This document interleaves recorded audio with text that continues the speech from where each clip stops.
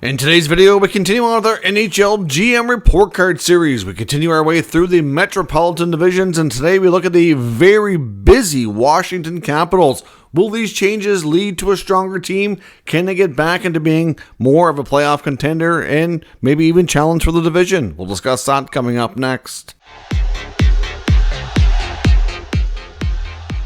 So welcome back to another video here at Top Shelf Hockey. As I mentioned, we have another GM report card to take a look at today. So we continue our way through the teams in the Metro Division. Today we look at the Washington Capitals, one of the busiest teams in the NHL's 2024 offseason. It's been a very busy summer for Brian McClellan. Of course, we also saw changes at the GM job. Brian McClellan did a lot of the heavy lifting through the early part of the offseason, but then, of course, later on, once things settled down, we've seen a change to Chris Patrick, who's now the general manager there as well. Of course, McClellan remains with the team in a president role. Patrick takes over after working with the club as an assistant. So certainly not a big surprise. Brian McClellan's had the reins there for the better part of a decade, gets kicked upstairs basically, and one of the assistants who's been in the game a long time gets to take over. So pretty typical scenario there, but they work together obviously, so they both deserve credit for the work that was done, and any criticisms I think go both ways as well. But they were very busy, so we're going to take a look first at some trades that were made, then we're going to look at some internal re-signings, and then look at some external UFA work that they did, and overall how this team has changed, and then we'll grade their work by giving them their GM report card. So, like I said, very busy team. They got started early. June 19th, we saw a trade which kind of caught a lot of people by surprise, and it was a big deal, acquiring Pierre-Luc Dubois from the Los Angeles Kings for goaltender Darcy Kuemper. Of course, both guys had what people would refer to as, not exactly great contracts. Darcy Kuemper's had a lot less term than Pierre-Luc Dubois. Dubois signed a massive 8-year contract with the Los Angeles Kings after being acquired from the Winnipeg Jets the year prior, and didn't have a very good first season. They had hopes that he would be, a consistent top 6 performer, ideally number 2 center to kind of move Deneau down to the number 3 spot. And Dubois had a tough time fitting in there. We've seen this numerous times from him, though. It's not all in the fact of fitting in or, everything else. I think to some degree you have to question Dubois' just his drive and his desire to want to be the best version of himself sometimes, because we've seen splashes where he can be a dominant player. And there's times when the effort just doesn't seem to be there. And that's kind of dogged him around a few teams now, from his end of a time in Columbus to Winnipeg to LA. Now, the Winnipeg time, I think he was a little bit more consistent, mainly because he never really had a long-term deal. Because I think, the most evident part of this in LA was he had a long-term contract, probably felt a little bit more secure. But he goes to Washington, who desperately needed some upgrades in the forward group. They're getting older, depleted. Guys are moving on. We saw some significant change, and they needed multiple top 6 guys. So there is risk involved with this trade, but at least they get to move a risky contract. Darcy Kuemper come to Washington after winning a Stanley Cup in Colorado, and I think he was at a 5-year deal, I believe he had. He's been there for 2 years. And, the first year was okay. Last year was a step back further. Wasn't really working out. So they get to move on from that contract at the very least. But Dubois definitely comes with more term, more money, more risk again, I think. But the potential is there. I like the fact that they were aggressive. I like the fact that they're moving a bad contract for another bad contract. But the bad contract they're getting, he's a younger player who has the talent. So if they can bring that out in him, and if they can finally realize that potential, they could hit a home run here. But it also could backfire. And that's one of the main things of their offseason that involves risk. But I'm going to give them credit for being aggressive here, being creative, and trying this out. So in all honesty, I don't think they have anything to lose. They're in the final years of the Ovechkin era. He's got a couple of years left. We know that he wants to break Gretzky's record. We know he wants to be contender to win in the playoffs again. And, you had to give it a try, right? So all in all, risky move, but it could work out. Then we saw them continue the work. June 27th, they make a trade with the Flames. picking up former 30-goal scorer Andrew Mangiapane, who comes over from the Flames for a second-round pick in next year's draft. Of course, Mangiapane's had some time playing with PLD at the World Championships, too. So those two definitely know each other, and they very well could play together in Washington. June 29th, we saw another deal ahead of the NHL draft. They traded Beck Malenstein to Buffalo for a second-round pick. So they get a second-rounder back. And Malenstein was a good player for them. He needed a new contract, and I just don't think they really wanted to go there. Malenstein and Nick Dowd were definitely heavily sought after bottom six forwards at the trade deadline. They decided not to move Malenstein. He's still on the younger side of it. He goes to Buffalo, and I think with all the other moves they made, they felt like they were going to be deep enough that they could afford to do that. But they get a second rounder back, which was good. That same day, they also picked up Logan Thompson from Vegas. They give up a third-round pick in 2024 and a third-round pick in 2025. So multiple thirds for Logan Thompson, who's had a good run, a bit of a late-blooming goaltender, but he's got good numbers and certainly has played better than Darcy Kemper has the past couple of years, has battled some injuries, and, I think it's a real good bet, to be honest. So Logan Thompson, for that trade, I like the deal very much. So I think that's a great piece of business there. They then trade Nick Jensen in a third rounder for Jacob Chychrun out of Ottawa. We knew Chychrun was likely going to be on the move. Jensen's a right-shot defenseman, definitely better defensively than Chychrun is. I think that's fair to say. But Chychrun's going to give you more offense. Definitely probably, get a great shot, moves the puck well. And I think with each team as well, they can kind of put these players on their appropriate size. Chychrun was playing a lot on his weak side in Ottawa, which didn't help the matters about his defensive play. Jensen, of course, will come to Ottawa, play on the right side. Chychrun will get a chance to play on the left there, so it should work out. And honestly, Jensen's a little bit older than Chychrun as well. So again, I don't mind this move at all for Washington. I think there's good potential there. I mean, defensively, do they get better? Not really, but they certainly get a younger blue liner who can still improve. Chychrun's in his mid-20s. The contract extension that he'll need in a year's time, or he's eligible for now, will be interesting, though. That'll determine, I guess, how long he's in Washington. But overall, I like the trade for the Caps. So their whole trade, that concludes their trades for the offseason. They pick up Chychrun for Jensen. They get Thompson for a couple of thirds. They move Malenstein for a second. They get Mangiapane for a second. And then the PLD trade. So, to be honest, I like everything. But we have to acknowledge the risk that comes with taking on PLD. Signings internally, they sign a couple of prospects to entry-level deals after the draft, including their first-rounder, Tarek Periskak, and Ilya Protas, who is, of course, the brother to Alexei Protas on the Capitals organization already. So those two young guys get their ELCs, and then they extend it. Connor McMichael, he gets a 2-year deal at $2.1 million.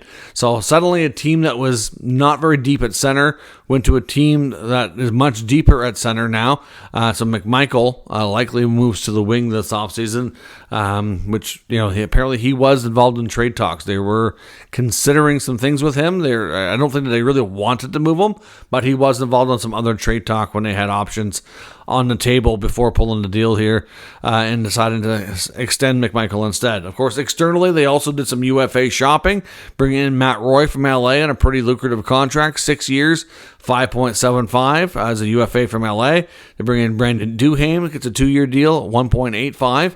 Of course, he split last year between Minnesota and Colorado. And Taylor Radich comes in after a down season in Chicago, gets a veteran prove-it contract, 1 year, $1 million. So overall, the Radich contract, I don't mind. Low term, low money. Chance for him to kind of reprove himself.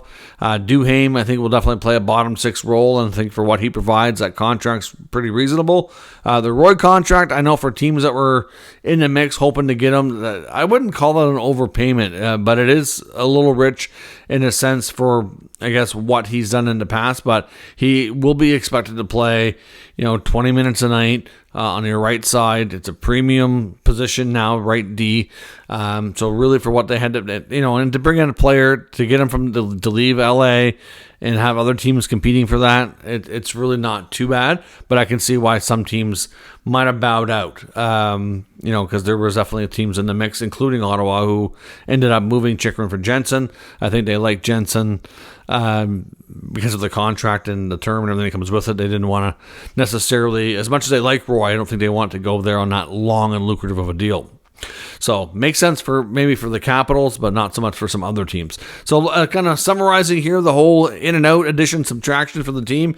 Coming in, you've got PLD, you got Jacob Chychrun, you've got Matt Roy on the back end. So a couple of pretty good defensemen there. You get a top 6 center in PLD. Mangiapane, of course, who's a top 6 or top 9 winger. Logan Thompson, who can split the duties and be a 1A, 1B kind of goalie. You've got Brandon Duhaime and Taylor Radish for your, likely for your third and fourth lines. So, I mean, again, Duhaime will essentially replace Mallenstein, basically. Slightly more money, too, but a little bit more experience. Going out, you get Darcy Kemper, Beck Mallenstein, Nick Jensen, and Nicholas Aubé-Kubel. So really, overall, they've brought in more than they gave up. And at the end of the day, I think this team has a lot of improvements. Now, of course, a couple of X factors here. Well, one that we can pretty well bank on, Nicholas Backstrom, still under contract, but will not play. That's a given. TJ Oshie, however, remains a big question mark. And the way this team prepared the offseason, I think they're banking on the fact that he's not going to be able to play. He's got 1 year left, over $5 million.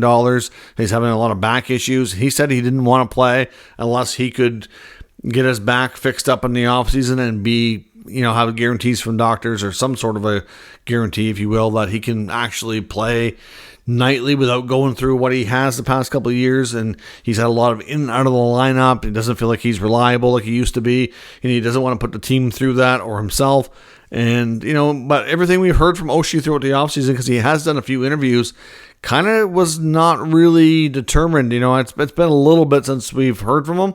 I think it was earlier in July before he started ramping up a lot of his training, and he still had some doctor stuff to go through to figure everything out. So I don't know where things stand, but it's fair to say that they've prepared for him not to play. If he is able to play, it's going to really create a situation with their cap that might be difficult to overcome. I'm not sure how they do that. So with the changes they've made, you're likely looking at your top 6 is probably going to be something like Strome with Ovi and Wilson.